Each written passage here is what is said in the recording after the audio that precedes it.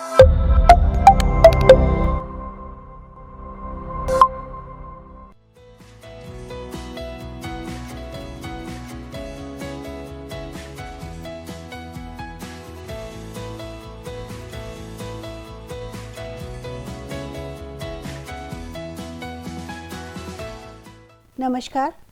मैं डॉक्टर क्षमा पांडे, सह आचार्य महात्मा ज्योतिबा फुले रुहेलखंड विश्वविद्यालय बरेली।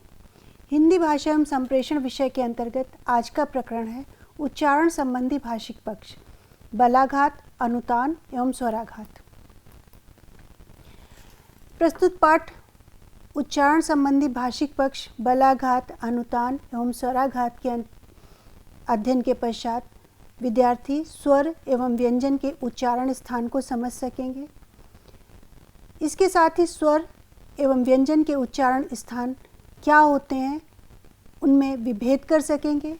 अक्षर एवं शब्दों के शुद्ध उच्चारण को बलाघात एवं स्वराघात के प्रयोग द्वारा सीख सकेंगे। शुद्ध उच्चारण हेतु शब्दों एवं वाक्यों में अनुतान एवं संगम का उचित अनुप्रयोग कर सकेंगे। स्वराघात के प्रत्यय को भी स्पष्ट कर सकेंगे। प्रारंभ करते हैं कि शुद्ध उच्चारण क्या होता है। जो शुद्ध उच्चारण होता है उसका तात्पर्य मानक उच्चारण से होता है। हिंदी भाषा का विस्तार बहुत अधिक है।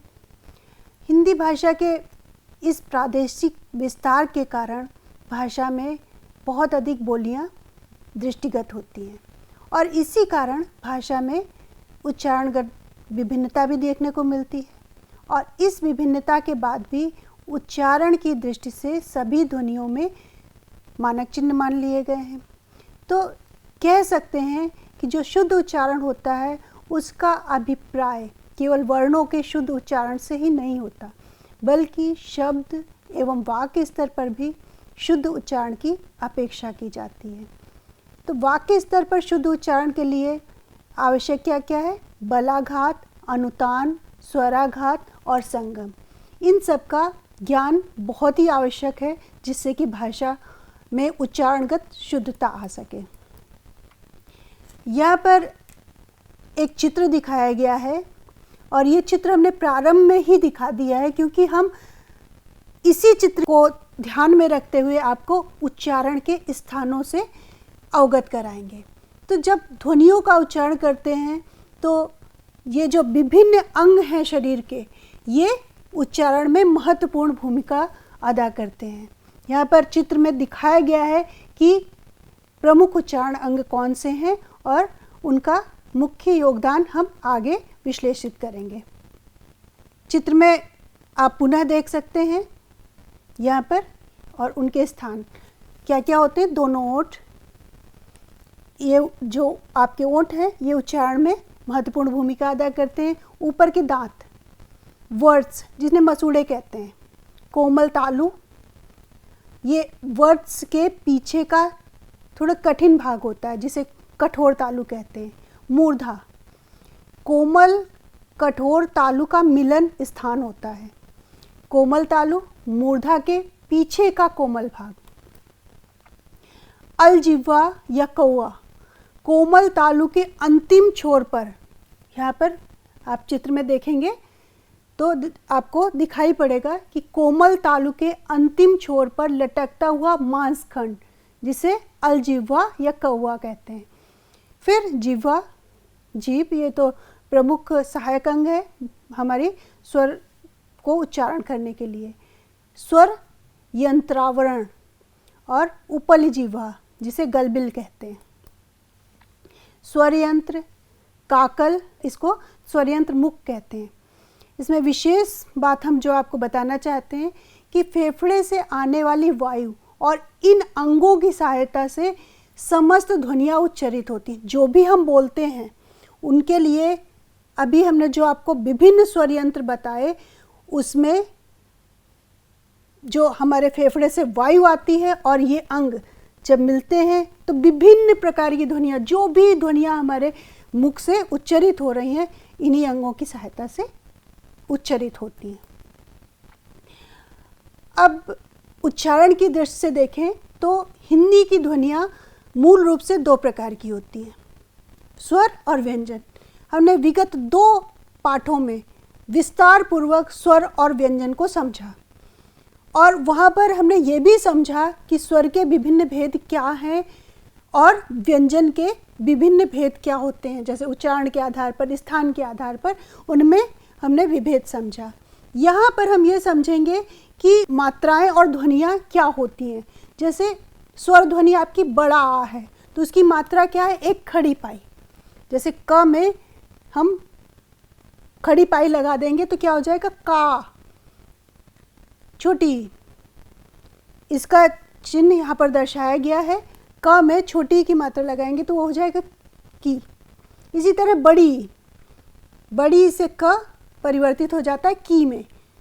छोटा ऊ, इसका चिन्ह भी यहाँ पर आप देख सकते हैं, ये क को कु में परिवर्तित करता है। बड़ा ऊ, इससे क परिवर्तित होता है कु में। री, इससे का बनेगा क्री। ए, का बन रहा है के। ए, यहाँ पर का परिवर्तन कै के रूप में हो रहा है। ओ की मात्रा यहाँ पर देख सकते हैं, खड़ी पाई और ऊपर एक मात्रा। क परिवर्तित हुआ को में और औ कौ में। अनुस्वार, अनुस्वार लगने से क बन जाता है कम और विसर्ग लगने से कह और चंद्र बिंदु लगने से आ, हाँ। इस तरीके से ये मात्राएं होती हैं जो विशिष्ट वर्ण का स्वरूप परिवर्तित करती हैं। यहाँ पर मात्राओं के संदर्भ में कुछ मात्राएं विशिष्ट रूप से प्रयुक्त होती हैं जिनका उल्लेख करना आवश्यक है। जैसे र लिखते हैं तो र के लेखन में मात्रा जो होती है, छोटा ऊ की मात्रा और बड़ा ऊ की मात्रा, इन मात्राओं के योग में क्रमशः रू की मात्रा, इस स्लाइड में आप देख सकते हैं कि रू और रू किस रूप में लिखा जाता है। और इसके साथ ही कुछ वर्णों और अंकों के 2-2 रूप लिखे जाते हैं। कुछ के रूप सर्वमान्य होते हैं जो मानक रूप कहलाते हैं और कुछ ऐसे प्रचलित हैं जिनको मानकेतर रूप कहते हैं। तो भाषा अशुद्धि जो होती है उससे बचने के लिए भाषा के मानक रूप का ही प्रयोग किया जाना चाहिए। मानक रूप मतलब सर्वमान्य रूप।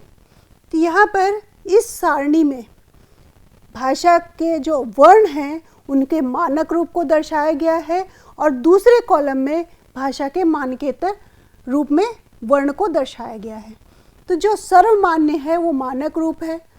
तो अ को किस तरह लिखते हैं, बड़ा आ, री, खा, छा, झा, इनके मानक रूप और इनके मानकेतर रूप यहाँ आप देख सकते हैं। तो हमें भाषा में अशुद्धि या त्रुटि से बचने के लिए भाषा के इन मानक रूपों का ही प्रयोग करना चाहिए। ये जो वैदिक वर्ण हैं वो हैं जो अब हिंदी भाषा में मानक के रूप में प्रचलित नहीं हैं। तो इसलिए इधर दूसरे कॉलम में देखिए रा, धा, भा, ला, श, छा, इनके मानक रूप और दूसरी कॉलम में मानकेतर रूप। तो यहाँ पर हमें भाषा की त्रुटि या वर्तनी अशुद्धि या शुद्धाक्षरी को ध्यान में रखते हुए मानक रूप को व्यवहार में प्रयोग में लाया जाना चाहिए। अब यहाँ पर बात करेंगे अर्ध व्यंजन क्या होते हैं। हमने व्यंजन की बात कर ली, स्वर की बात कर ली, लेकिन अर्ध व्यंजन क्या होते हैं। तो कुछ वर्णों का हुक हटाकर हम अर्ध व्यंजन बनाते हैं। क में जो का में दूसरी साइड में हुक लगा होता है, इसी तरह फा में लगा होता है तो वो हुक हटा दिया जाता है तो वो का अर्ध व्यंजन रूप में परिवर्तन हो जाता है। इसी प्रकार से कुछ वर्णों की खड़ी पाई हटाई जाती है तो वो अर्ध व्यंजन में परिवर्तित हो जाते हैं। जैसे खा में खड़ी पाई हटा देंगे, ग में, घ में, च में, झ में। तो इस तरह से जो विभिन्न वर्ण हैं इनमें खड़ी पाई हटा देने से ये अर्ध व्यंजन में परिवर्तित हो जाते हैं। इसी प्रकार कुछ वर्णों में हल चिन्ह लगा देते हैं, हलंत। तो जब हल चिन्ह लगा देते हैं तो यहाँ पर दिखाया गया है कि किस तरीके से टा, ठा, डा, ढा, हा, इन वर्णों में हलंत का चिन्ह लगा हुआ है। ये हल चिन्ह इन्हें अर्ध व्यंजन में परिवर्तित कर रहा है। रा के कुछ विशेष रूप होते हैं जिनको हम भाषा के रूप में व्यवहार में लाते हैं। जैसे क्रम, यहाँ पे क्रम में क्र में रा लगा हुआ है। इसी तरीके से कर्क, कर्क में रा ऊपर लगाया जाता है। या ट्रक, ये शब्द टा में रा लगा हुआ है। तो ये रा के विशेष रूप होते हैं जिनको हम भाषा में अनुप्रयोग में लाते हैं। इतना समझने के बाद हमें उच्चारण के संबंध में और भी जो भाषिक पक्ष हैं उनको भी समझने की आवश्यकता है। तो शब्द एवं वाक्य स्तर पर उच्चारण के लिए जो ये भाषिक पक्ष हैं इनका ज्ञान अत्यंत आवश्यक होता है। ये भाषिक पक्ष कौन कौन से हैं? जो सबसे महत्वपूर्ण है अक्षर, बलाघात, अनुतान, संगम, फिर बाद में हम स्वराघात की भी चर्चा करेंगे। तो प्रारंभ करते हैं अक्षर। अक्षर क्या है? स्वरों या व्यंजनों के लिपि चिन्हों या वर्णों को अक्षर नाम से संबोधित किया जाता है, परंतु व्याकरण की दृष्टि से अक्षर जो है वो विशिष्ट अर्थ रखता है। किसी एक ध्वनि या ध्वनि समूह की एक साथ उच्चारण की जाने वाली इकाई को अक्षर कहते हैं। यह शब्द के स्तर में उच्चारण की जाने वाली सबसे छोटी इकाई होती है। अक्षर में स्वर की प्रधानता होती है और एक अक्षर में एक से अधिक स्वर नहीं होते, परंतु उसके आगे या पीछे या दोनों ओर व्यंजन या व्यंजनों का समूह होता है। ये अक्षरों के हम उदाहरण यहाँ पर प्रस्तुत कर रहे हैं। जैसे एक स्वर है तो एक स्वर आ, ए, ओ। जब स्वर के पूर्व में व्यंजन होता है जैसे जा, तो यहाँ पर जा में बड़ा है लेकिन उसके पूर्व में क्या है? व्यंजन लो। यहाँ पर ओ स्वर है, उसके पहले क्या है? व्यंजन ला। भी, भी में बड़ी, इसके पहले क्या है? भ। तो यहाँ पर स्वर के पहले एक व्यंजन है, स्वर के पहले और उसके पश्चात में व्यंजन। इसके उदाहरण क्या हो सकते हैं? जैसे स्वर के पहले भी व्यंजन और उसके बाद भी व्यंजन हो। चाल, तो यहाँ पे चाल में बड़ा की मात्रा है, तो आ क्या है? स्वर है, और उसके पहले व्यंजन कौन सा? च, और उसके बाद व्यंजन क्या है? ला।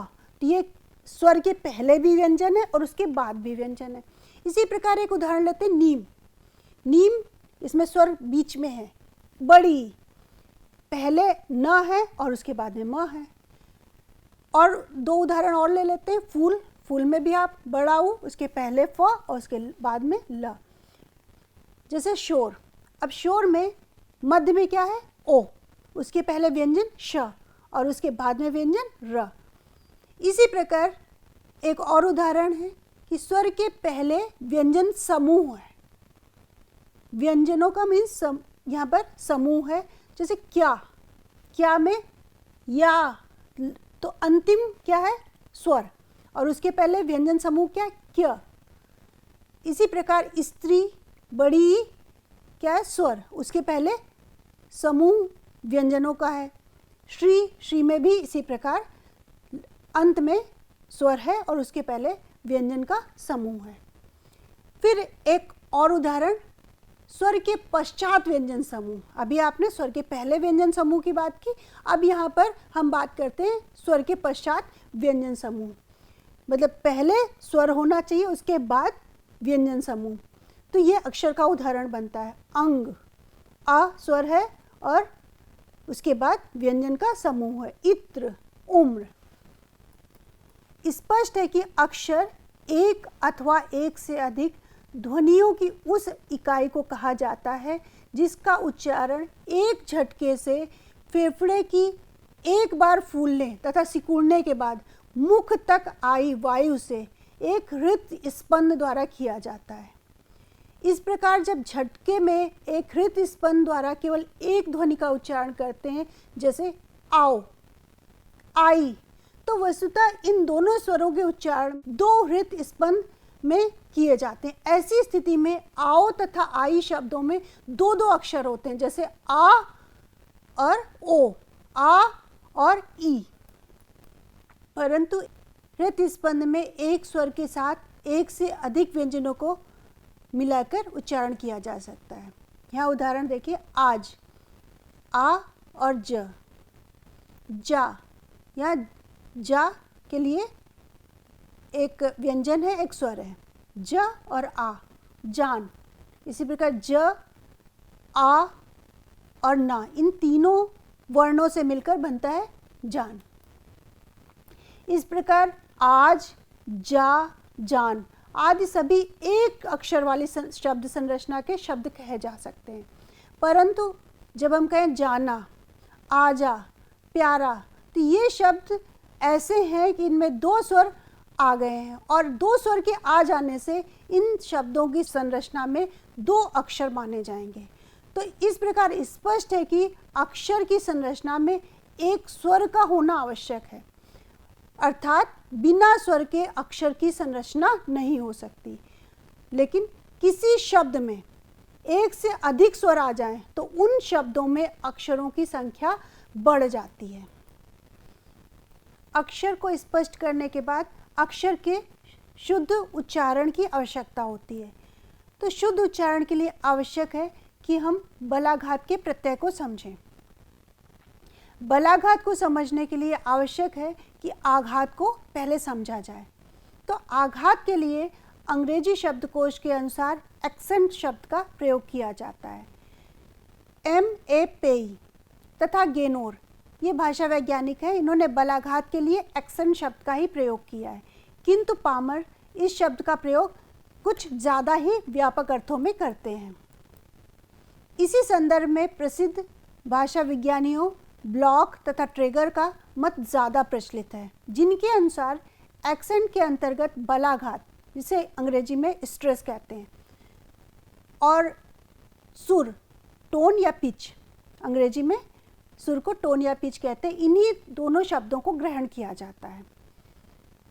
मतलब एक्सेंट जो है ब्लॉक और ट्रेगर के अनुसार इसमें स्ट्रेस को लेते हैं, टोन और पिच को लेते हैं, जिसका अभिप्राय ये है कि एक्सेंट में या आघात में दो चीज़ें होनी चाहिए, बलाघात और सुर, और इन्हीं दोनों को हम बलाघात के अंतर्गत ग्रहण करते हैं। वैसे आघात को देखें तो आघात का अभिप्राय होता है चोट, लेकिन हिंदी भाषा में आघात दो प्रकार के होते हैं, स्वर या तान का प्रयोग जिसे स्वराघात कहते हैं, बल या श्वास वायु का प्रयोग इसे हम बलाघात कहते हैं। स्वर के समान आघात भी किसी ध्वनि, शब्द या पूरे वाक्य में हो सकता है। तान या मात्रा के अपरिवर्तित रहते हुए भी आघात में अंतर पड़ सकता है। बलाघात में किसी ध्वनि पर श्वास वायु का विशेष धक्का देकर उच्चारण करते हैं। मतलब जब कोई ध्वनि होती है उसमें वायु जब विशेष धक्का देती है तो जो उच्चारण होता है वो बलाघात होता है, और स्वराघात में स्वर की उच्चता का प्रयोग होता है। आघात के प्रकार: ध्वनि प्रकृति, मात्रा, बलाघात, सुर लहर जिसे इंटोनेशन कहते हैं अंग्रेजी में, तथा ध्वनि विषयक अन्य प्रक्रियाएं, ये आघात की विभिन्न प्रकृति होती हैं, जिन्हें विभिन्न प्रकार भी कहते हैं। आघात स्पष्ट होने के बाद हम चर्चा करेंगे कि बलाघात क्या होता है। शब्दों के उच्चारण में अक्षर पर जो बल प्रयुक्त किया जाता है वो बलाघात कहलाता है। बोलते समय अर्थ और उच्चारण इनके अनुसार अक्षरों पर यथावश्यक बल दिया जाता है। इसको उदाहरण से समझते हैं। एक अक्षर वाले शब्दों में बलाघात उसी अक्षर पर होता है, जैसे यह, वो, मेल, ओज। और एक से अधिक अक्षर वाले शब्दों में यदि सभी ह्रस्व हों तो बलाघात अंतिम से पूर्व अक्षर पर पड़ता है, जैसे कमल, यहाँ पर अंतिम से पूर्व अक्षर मतलब म, तो बलाघात कहाँ हो रहा है? कमल, म पे। अगणित, यहाँ पर बलाघात कहाँ हो रहा है? ड़ पे। तो ये अंतिम से पूर्व अक्षर पर जब आघात होता है, लेकिन यहाँ पर ध्यान में रखना है कि एक से अधिक अक्षर वाले शब्द हों और सभी ह्रस्व हों, तब यह नियम लागू होता है। 3-4 अक्षर वाले शब्दों में यदि मध्य अक्षर दीर्घ हो तो बलाघात उसी अक्षर पर पड़ता है, जैसे मसाला, झूमेगा, तो यहाँ पर मध्य अक्षर क्या है? दीर्घ, सा। में, तो यहाँ पर आघात कहाँ हो रहा है? सा और में, क्योंकि ये मध्य अक्षर दीर्घ है। फिर आगे देखते हैं, शब्द स्तर पर बलाघात अक्षर पर पड़ता है और वाक्य स्तर पर बलाघात शब्द पर पड़ता है।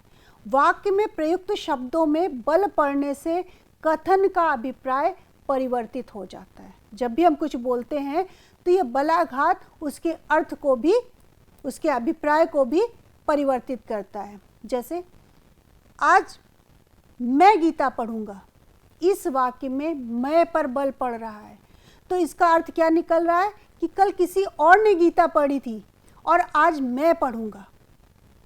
इसको पुनः करते, आज मैं गीता पढ़ूंगा, तो मैं मीन्स मैं, तो कल किसी और ने पढ़ा और आज मुझे अवसर मिलना चाहिए। और अगर हम गीता पर बल दे दें, आज मैं गीता पढ़ूंगा, तो यहाँ पर गीता पर बल पड़ने से इसका तात्पर्य यह निकलेगा कि कल कुछ और पढ़ा था, आज मैं गीता पढ़ूंगा। तो यहाँ पर बलाघात से कथन का अभिप्राय परिवर्तित हो गया। बलाघात स्पष्ट हो गया है। अब हम अनुतान पे चर्चा करेंगे। अनुतान क्या होता है? तो बोलते समय स्वर में जो आरोह और अवरोह अर्थात उतार चढ़ाव आता है, उसे क्या कहते हैं? अनुतान कहते हैं। अनुतान प्रायः वाक्य स्तर पर होता है, लेकिन कभी कभी ये शब्द स्तर पर भी हो सकता है। जैसे अच्छा, इस शब्द में अनुतान के विभिन्न प्रयोग से उनके आशय इस प्रकार प्रकट हो सकते हैं। स्वीकृति, जब हम कहते हैं अच्छा तो स्वीकृति, जब कहते हैं अच्छा तो बेमन स्वीकृति। अच्छा आश्चर्य, अच्छा प्रश्न। यहाँ पर केवल अच्छा शब्द में जो हमने आरोह और अवरोह दिया, पहले हमने स्वीकृति दी, फिर थोड़े बेमन बोला तो बेमन स्वीकृति हुई। जब उसको हमने आश्चर्य की मुद्रा पे बोला तो वहाँ पर क्या है? उतार चढ़ाव हो रहा है शब्द में ही। अच्छा शब्द केवल अनुतान की वजह से अपने अर्थ और अभिप्राय को बदल रहा है। तो वाक्य में सामान्यतः इस अनुतान को विराम चिन्हों के प्रयोग से पहचाना जा सकता है और वाक्य के अर्थ को समझा जा सकता है। जैसे पूर्ण विराम, प्रश्न सूचक विराम चिन्ह, आश्चर्य सूचक विराम चिन्ह। इन विराम चिन्हों के प्रयोग से एक ही वाक्य के क्रमशः 3 रूप बन जाते हैं। जैसे यह बहुत अच्छी पुस्तक है, यहाँ पर विराम चिन्ह है और इससे पता चल रहा है कि यहाँ पर स्वीकृति का भाव बोध हो रहा है। ये बहुत अच्छी पुस्तक है, यहाँ पर आप देखिए कि विराम चिन्ह क्या है? प्रश्न सूचक विराम चिन्ह।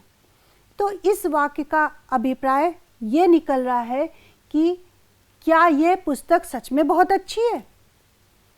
और जब हम बात करेंगे ये पुस्तक बहुत अच्छी है, तो यहाँ पर विराम चिन्ह देखिए, और विराम चिन्ह से इसका अब इस वाक्य का अभिप्राय बदल रहा है और वाक्य का बोध हो रहा है प्रशंसा का।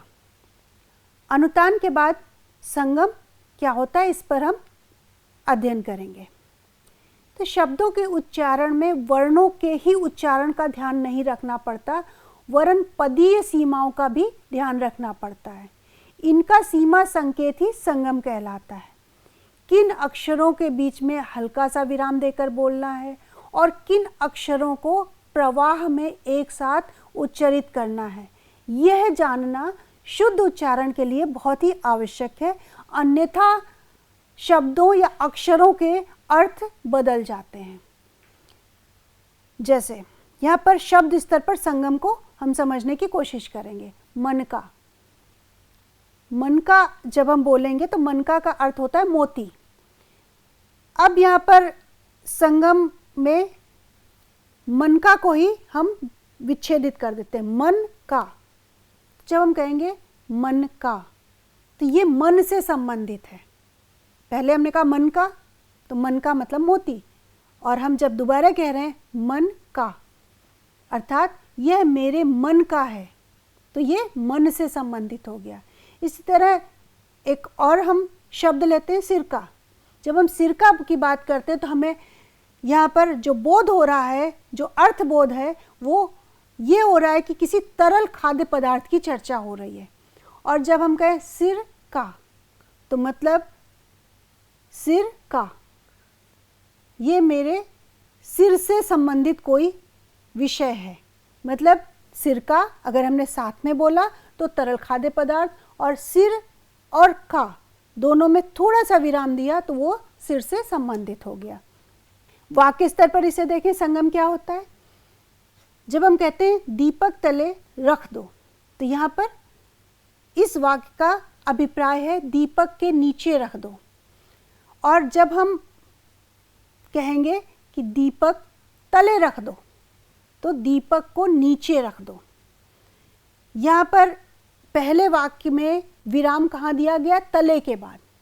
और दूसरे वाक्य में जो विराम दिया गया वो दीपक के बाद, तो दोनों का अर्थ बदल गया।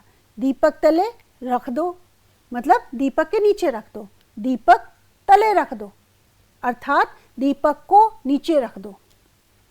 संगम से किस प्रकार हम वाक्य या शब्द में अर्थ की भिन्नता देखते हैं, ये स्पष्ट हो चुका है। अब हम चर्चा करेंगे स्वराघात क्या होता है। तो वैदिक भाषा के समान हिंदी में गीतात्मक स्वराघात शब्दों में नहीं पाया जाता।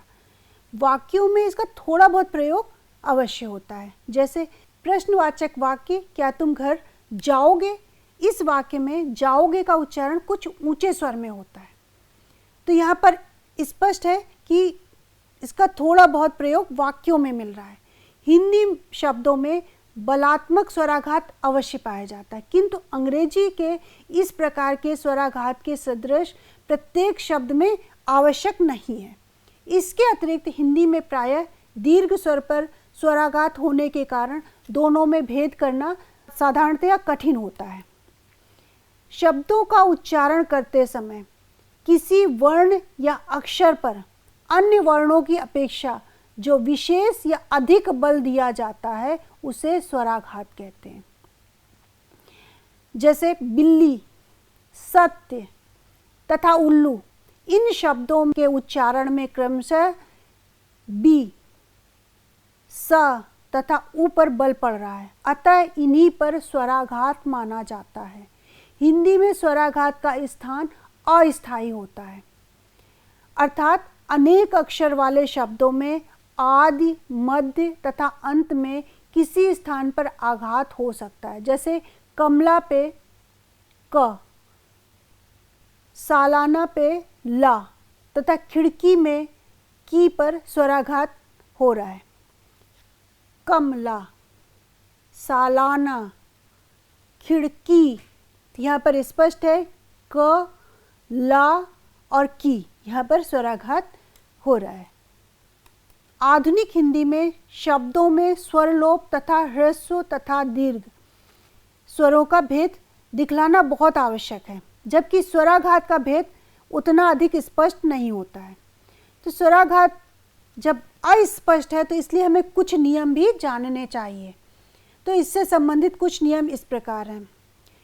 यदि शब्द या शब्दांश के अंत में रहने वाले अ का लोप होकर शब्द या शब्दांश उच्चारण की दृष्टि से व्यंजनांत हो जाता है तो उपांत्य स्वर को कहते हैं अंतिम अक्षर से पहले वाला जो स्वर है उस पर जोर पड़ता है।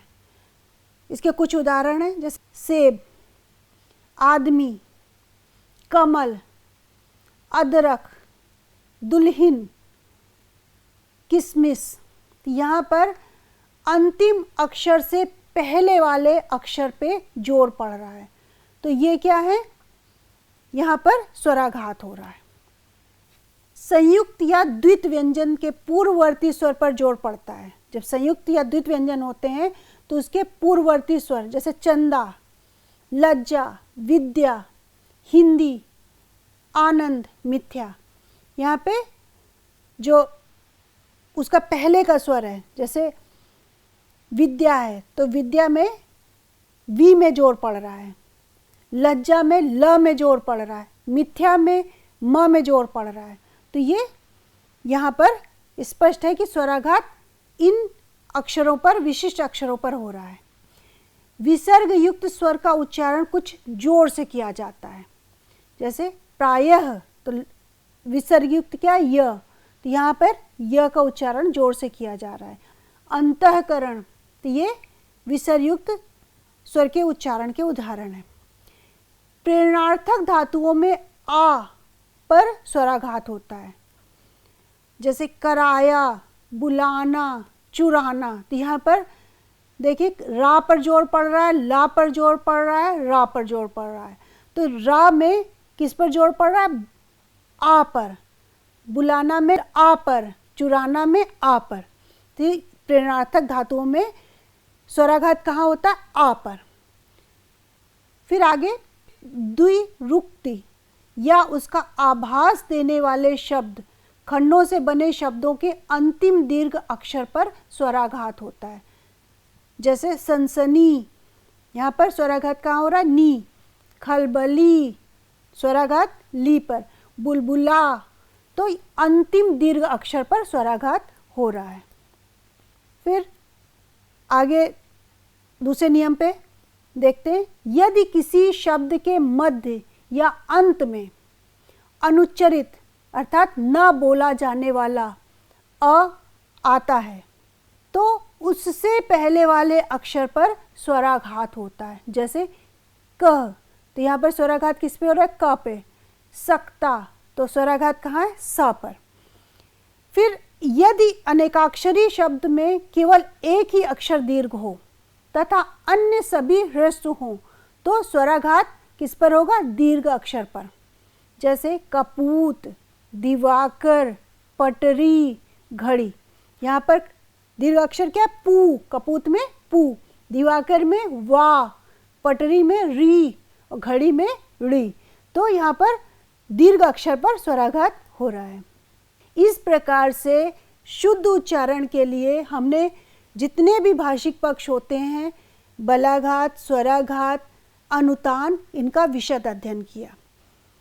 पाठ के अंत में हम कह सकते हैं कि स्वर एवं व्यंजन के उच्चारण स्थान को समझने के साथ उनके शुद्ध उच्चारण के स्वरूप का ज्ञान अत्यंत आवश्यक है। निश्चय ही इस पाठ के द्वारा विद्यार्थियों को स्वर एवं उच्चारण में विभेद स्पष्ट हो चुका होगा।